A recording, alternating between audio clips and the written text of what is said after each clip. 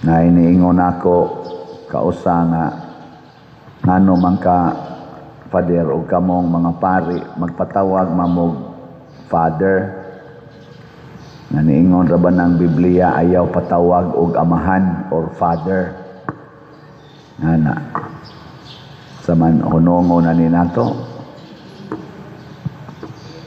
Ha? Na may gibutang diri ay mo patawag og Father.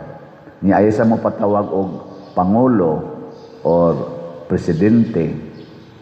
Ana.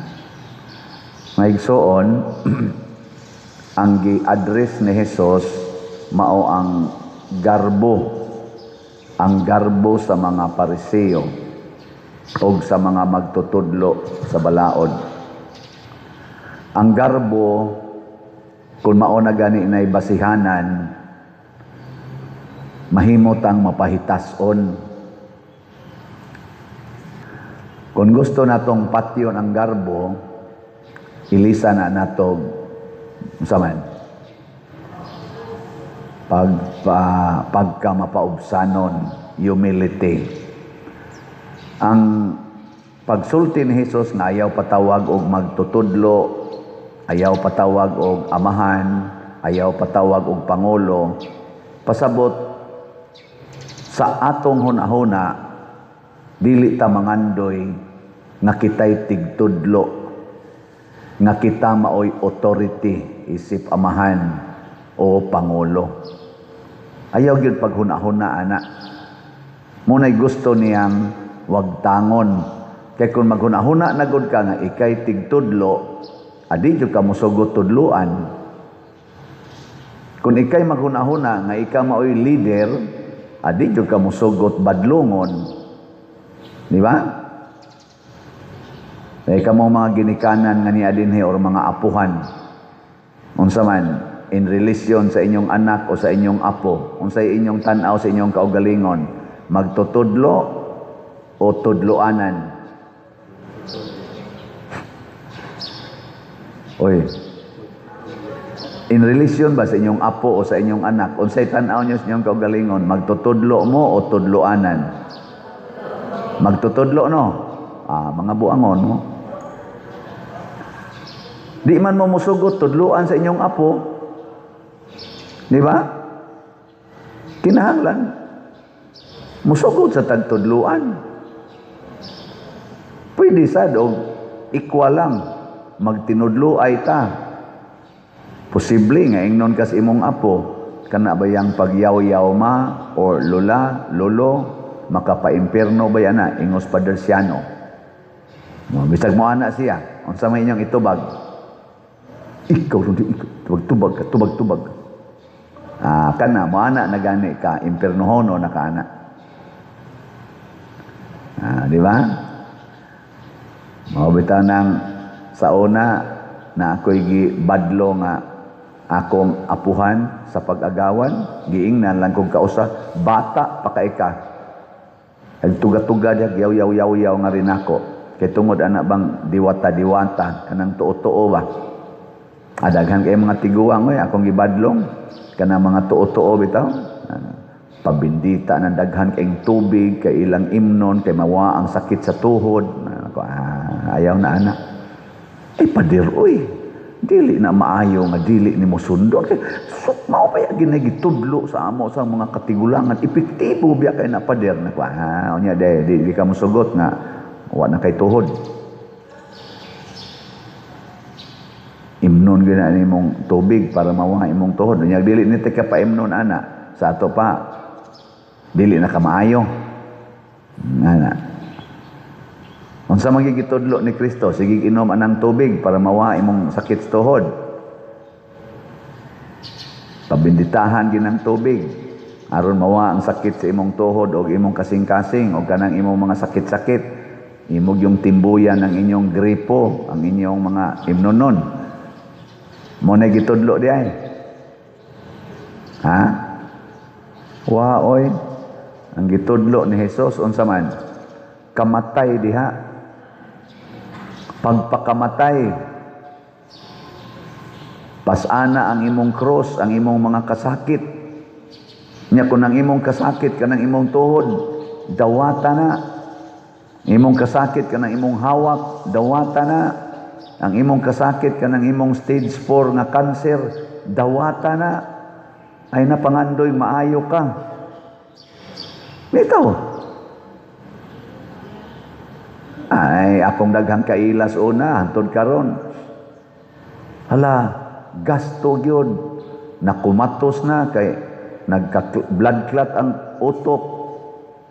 Paoperahan gyud, gastog minilyon. Wa ra bay ikabayad inighuman. Kay na ICU pila ka semana, purti ng dakuag bayronon, hilak-hilak dayon kay wa ikabayad. Naku nganong inyo masadtong gipaoperahan?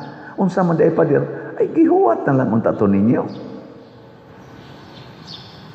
Nya namatay ra ba gihapon? Purti pag yung dakuas bayronon, milyon kapin. Ngano na? Kay di man ta patudlo. No. Apalagod ninyo gud tudluan ta mo nga kanang inyong kwarta ipalit ginag-slot. Maminaw ba gud mo? Ha? Kanang inyong kwarta ba ipalit nag-slot? Naminaw mo? Nisunod mo? Congratulations, pwede na mo mga matay. Unya kung ang usa ka tawo mahimo na ganing mapahitason, dili na sad siya mahimong maayong pangulo, maayong amahan, ug maayong magtutudlo. Mahimo siyang ngilad nga pangulo, ngilad nga amahan, ug ngilad nga magtutudlo. Sa ato rong mga leader sa nasod, kinsa man ang maayong pangulo, magtutudlo og amahan sa nasod, ang mga Marcos Group, ang mga Duterte's Group o mga Pinklawans Group. Secret. Kana ato nang una-hunaon. Nya ang maayo kunong pangulo, maayong magtutudlo og maayong amahan, butang ta sa katilingban o sa pamilya, kana kunong mutabang pagpasan sa mga palasunon.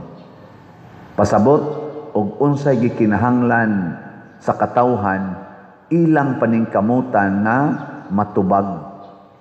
Kinsa man sa atong naagian nga mga pangulo nga mutubag yun, naningkamot yung mutubag sa panginahanglan sa manang sweldo nga i-increase, mga libre nga tuition sa mga estudyante, nagtukod yung daghang mga classrooms para sa eskwelahan, naghimog daghang mga farm to market roads, mga bridges nga nagconnect og mga islands, nagpa-increase sa mga pribilehiyo sa katawhan sa maanang passport, kanang kanang lisensya. Kinsa man kaha, mga Marcos Group, Duterte's Group o Pinklawans Group. Kana pamalandungan tana. Kinsa man sad nila ang nagpahayahay lang kanang nanguha yung daghan kay kwarta nga nakapatpobre yung maayo nato nga ang gikuha mga bilyon-bilyon, trilyon-trilyon. Marcos Group, Duterte's Group o Pinklawans Group.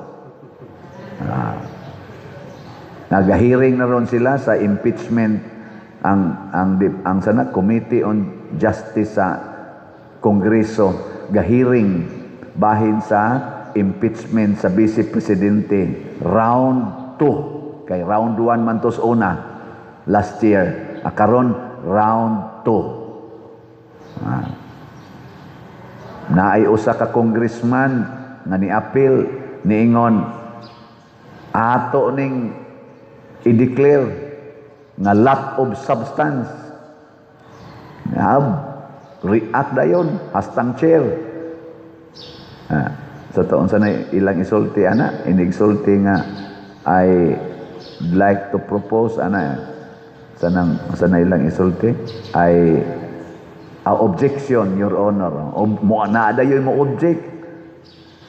Pilay ilang gi susi karon nga anomalya sa Vice Presidente nga ilag yung ipa-impeach for the second time, 125 million. Pero ang daghan kay accusations ni adtong trillions nga nawa under nga naigo na sentro sa Office of the President isip authority og Office of the Speaker og mga congressmen nga daghan kaayong gi-accuse nga nidawat og mga malita, di gyud nila hisgutan. Dihay usasan nga ni-propose nga daghan kay nato dinhing mga congressmen nga gi-accuse niining maong anomalya aning corruption sa kwarta.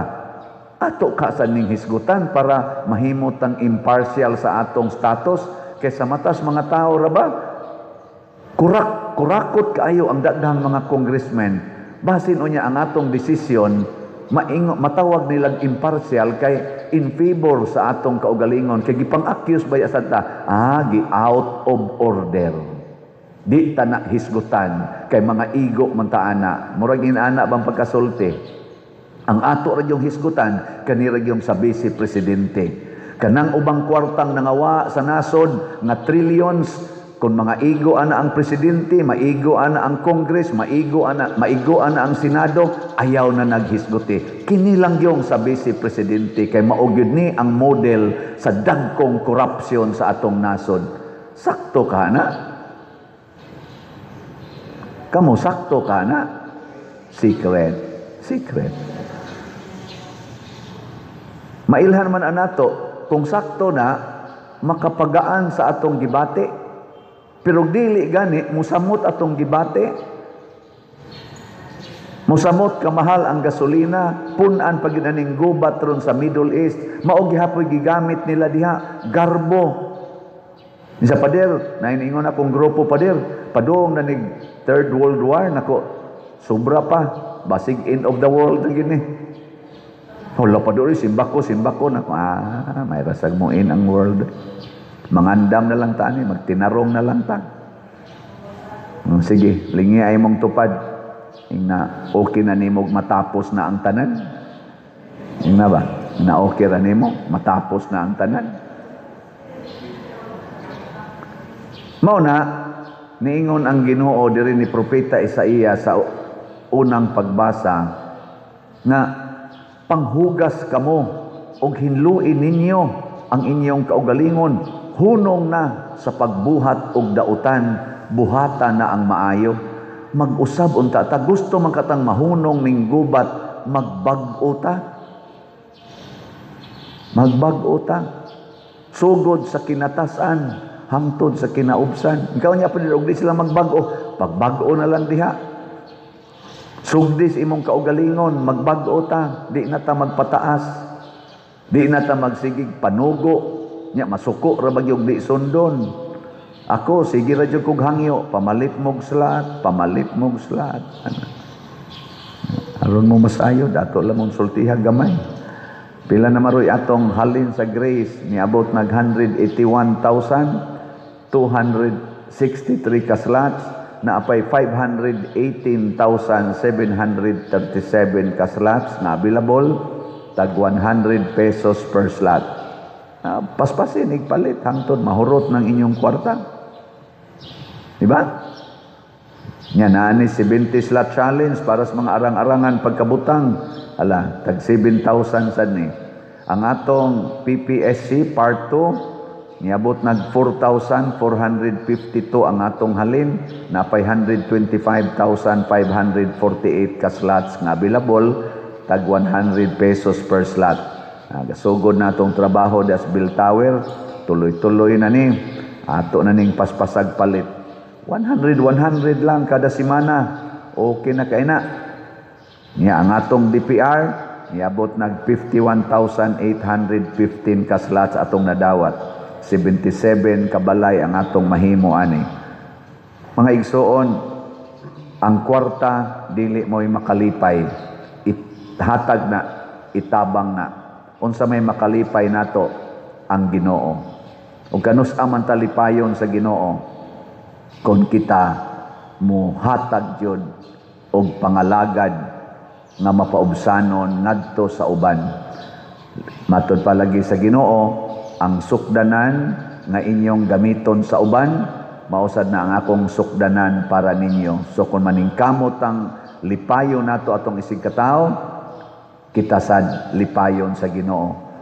Karon kanang anang nangawat ro natong kwarta nga trillions ang gikawat, nya ilang giapod-apod, panood og malita, gipanood og mga sana ikobag ba to sa to nga mga bag. Wa na ron sila kalinaw. Dagko kay na sila balay, napa na sila mga mansions, napa na sila mga sakyanan, mga sports car, puting daghana, pero ang ilang mga kasing-kasing murag torture adlaw o gabi 24/7. Natanawa ilang mga naong na nagkaga. Bati na kay sila naong eye bags pay imo perting dagkuag eye bags. Tanawa nang wa mangawat, way mga kwarta, pero ang mga naong mo smile, purting nindota tanawon sa smile, ma-attract bong mga tao. No. Kinsa maron nga magsuroy-suroy sa atong nasod nga murag ang mga tao mudugok, Marcos, Duterte o Pinklawan. Secret. Tanawa lang sa social media. Ngano man, kanang dugokon sa mga tao nangalagad na, kanang ibaliwala sa mga tao nangawat na. Ngana. May manggugwa sila masakpi. Kani manggong mga kawatan, iniglihay nila, nagtuo sila guwa masakpi. Hibaw masako nga kana sila, nahibaw naman na sila nga ang matas mga tao nakasakop naman nila. Pakaron ingnon to the max. Tanawa na inyo mga bana o nga mga bit nya nasakpan na nimo nya di lang yapon mo angkon. Tanawa mga naong malipayon di ay. Di ay. Hasta na mga asawa nga mga bit nya nasakpan nas bana nya di gyud mo angkon. Di na malipayon ay magkusmod ang naong ana. Labi na gyud na talk of the town na. Samot na gyud ma-talk of the nation na ikaw nangawat, ikaw kawatan, nya i-post na ka sa social media 24/7 daghan kay mag-post sa social media, magsigig ingon kawatan ka, unya kunuhay kamosad kay authority man magsigig ingon wa ko mangawat, nya adto ka magsigig pamasangil sa lain pero ang tanang tudlo nagsigig ingon kawatan ka. Luoy kay kanay. Di ba? Di na ma-imagine na to. Oh, inana. Magsigi kag panagang ba? Sige kag hapak og lapok 24/7. Sige kag panagang kapuya ano? Hilingay mong tupad. Ingna kawatan ka. Ingna kawatan sa ka.